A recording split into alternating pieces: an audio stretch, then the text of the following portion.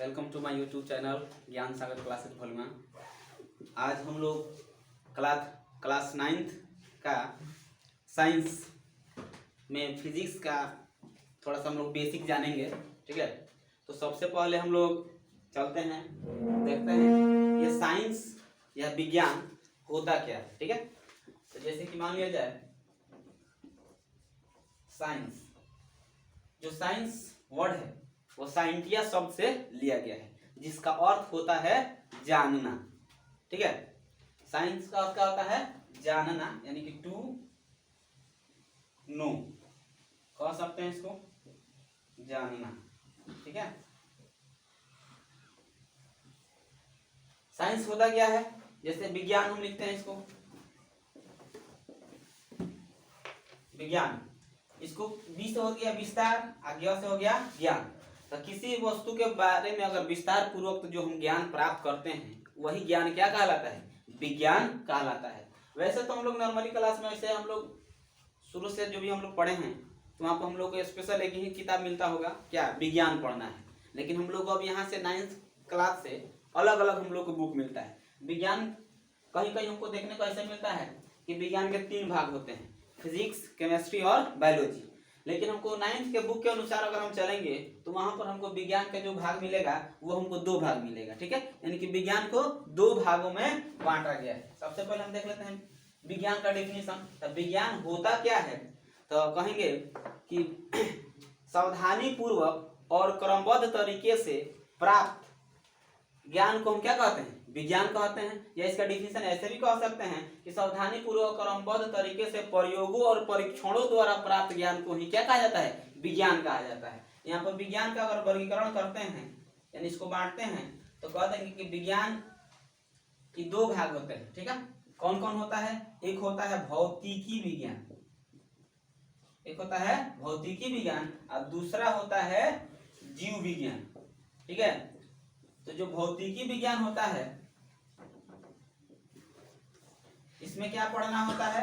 निर्जीव वस्तुओं के बारे में पढ़ना होता है। और जीव विज्ञान होता है उसमें क्या पढ़ना होता है? सजीव वस्तुओं के बारे में पढ़ना होता है। अब यहाँ बात आती है कि भौतिकी विज्ञान जो है उसको भी 2 भागों में बांटा गया है। कौन कौन? तो पहला भाग हो जाता है भौतिकी, ठीक है, जिसको हम फिजिक्स भी कहते हैं। दूसरा हो जाता है रसायन, रसायन शास्त्र, जिसको केमिस्ट्री कहा जाता है। ठीक है, तो इसमें क्या होता है? जैसे कि हम लोग जानते हैं भौतिकी और रसायन शास्त्र, तो यहाँ पर हम कह सकते हैं कि भौतिकी किसे कहते हैं? तो कहते हैं कि विज्ञान की वह शाखा जिसके अंतर्गत हम लोग प्राकृतिक घटनाओं का अध्ययन करते हैं उसे हम क्या कहते हैं? भौतिकी कहते हैं। यानी जिसमें हम लोग प्राकृतिक घटनाएं के बारे में पढ़ते हैं, अध्ययन करते हैं। जैसे हो गया तारों का चमकना, हो गया सूर्योदय या सूर्यास्त में सूर्य का रक्ताप दिखाई पड़ना, हो गया बहुत सारी ऐसी घटनाएं हैं, जैसे विद्युत धारा हो गया। सब चीजों के हमें किसमें पढ़ना है? भौतिकी के बारे में पढ़ना है। और रसायन शास्त्र की बात किया जाए तो रसायन शास्त्र में क्या होता है? इसमें हम लोग कह सकते हैं इसका डिफिनेशन कि विज्ञान की वह शाखा जिसके अंतर्गत हम लोग क्या करते हैं? पदार्थों की प्रकृति, बनावट, निर्माण विधि इत्यादि के बारे में हम लोग पढ़ते हैं, उसे हम क्या कहते हैं? रसायन शास्त्र कहते हैं। बात समझ में आया? उसके बाद आता है जीव विज्ञान। तो जीव विज्ञान को भी क्या किया जाता है? 2 भागों में बांटा जाता है। तो एक होता है वनस्पति विज्ञान,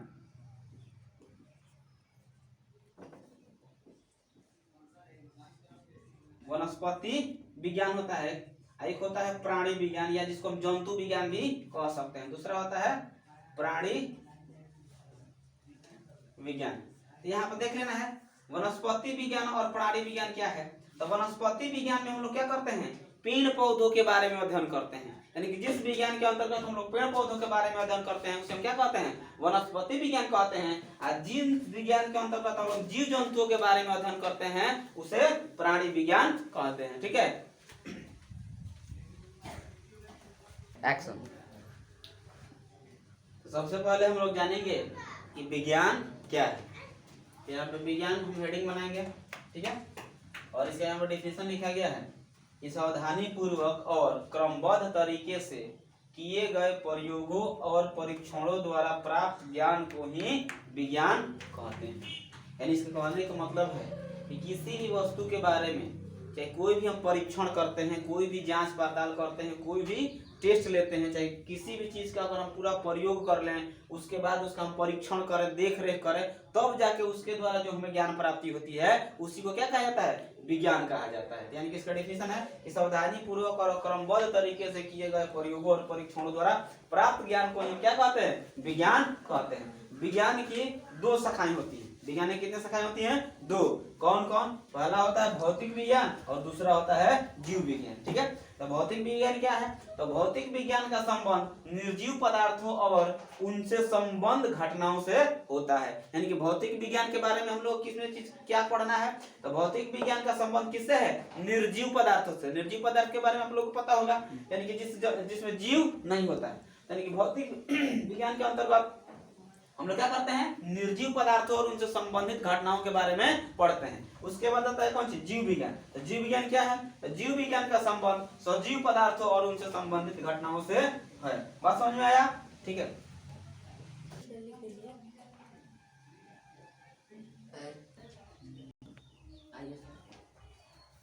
इसके बाद हम लोग पढ़ना है, पर आए कि वैसे तो हम लोग इसके पहले पढ़े थे, उसके बाद हम लोग पढ़ेंगे अब भौतिकी विज्ञान की दो शाखाएं हैं। भौतिकी विज्ञान की कितनी शाखाएं होती हैं? दो शाखाएं होती हैं। कौन कौन? पहला होता है भौतिकी और दूसरा होता है रसायन शास्त्र। तो भौतिकी के बारे में तो हम लोग को बताए थे अभी इसके पहले, यानी कि भौतिकी जो है विज्ञान की वह शाखा है जिसके अंतर्गत हम लोग प्राकृतिक घटनाओं का अध्ययन करते हैं। भौतिकी जो है वह फोसिस शब्द से लिया गया है। ठीक है, जिसका अर्थ होता है नेचर। जिसका अर्थ क्या होता है? नेचर होता है, यानी जिसको हम प्राकृतिक कहते हैं। फिजिक्स किससे लिया गया है? फोसिस शब्द से लिया गया है, जिसका अर्थ होता है नेचर, और इसका मतलब क्या होता है? प्राकृति होता है। ठीक है, अब हम यहाँ पर देखेंगे कि फिजिक्स का जो पिता है उसको किसे कहा जाता है? तो फिजिक्स का पिता किसे कहा जाता है? न्यूटन को कहा जाता है। अगर नहीं पता है तो हम जान लेंगे कि फिजिक्स का पिता हमें किसको कहते हैं? न्यूटन को कहते हैं। ठीक है, आगे बढ़ेंगे। उसके बाद है रसायन शास्त्र। रसायन शास्त्र क्या है? रसायन शास्त्र विज्ञान की वह शाखा है जिसके अंतर्गत हम लोग क्या करते हैं? पदार्थों की प्रकृति, निर्माण, बनावट इत्यादि के बारे में हम लोग पढ़ते हैं। और रसायन शास्त्र केमिया शब्द से बना है, जिसका अर्थ होता है काला रंग। ठीक है, रसायन शास्त्र किससे बना है? केमिया शब्द से बना है, जिसका अर्थ क्या होता है? काला रंग होता है। और इसका पिता एंटोनी लेवोजियस को कहा जाता है। ठीक है, यानी कि केमिस्ट्री ऑफ फादर कौन है? एंटोनी लेवोजियस है। और केमिस्ट्री ऑफ इंडियन फादर किसको कहा जाता है? पीसी रे को कहा जाता है। ठीक है, अब आगे बढ़ते हैं। तो उसके बाद हमको यहाँ पे मिलेगा क्या? जीव विज्ञान की शाखाएं। जीव विज्ञान की भी दो शाखाएं होती हैं। कौन कौन? वनस्पति विज्ञान और प्राणी विज्ञान। तो वनस्पति विज्ञान किससे संबंधित होता है? पेड़ पौधों से संबंधित होता है। और जो प्राणी विज्ञान है वह किससे संबंधित होता है? तो जीव जंतुओं से संबंधित होता है। ठीक है, उसके बाद हमारा अगला हेडिंग बनेगा किसी विज्ञानी के काम करने के तरीके, या इसको हम ऐसे भी कहते हैं वैज्ञानिक विधि भी कह सकते हैं। ठीक है, तो कोई भी वैज्ञानिक है तो अपने काम करने का तरीका कितने होते हैं? तो उसके काम करने के 5 तरीके होते हैं। ठीक है, तो यहाँ पर हम देख लेते हैं पहला कौन है, दूसरा कौन है, तीसरा कौन है, और चौथा कौन है, पांचवा कौन है। तो सबसे पहले यहाँ पर हम देखेंगे पहला पॉइंट हमारा क्या कह रहा है कि घटनाओं का सावधानी पूर्वक किया गया परीक्षण। यानी कि परीक्षण का मतलब होता है देखना। तो जो भी घटना घटता है तो उसको सबसे पहले वैज्ञानिक विधि हमारा क्या कहता है? उसको सबसे पहले हम सावधानी पूर्वक देखें। बात समझे ना? उसके बाद दूसरा पॉइंट हमारा क्या कह रहा है कि संभावित कारणों का अनुमान लगाना। ये कारण अनुमान लगाना कि किस कारण से वह घटना घटा होगा। हमें इस घटना का सबसे पहले क्या करना? अनुमान लगाना होगा किस कारण से वह घटना घटा है। तीसरा पॉइंट कह रहा है कि परीक्षणों और प्रयोगों द्वारा उन कारणों की जांच करना।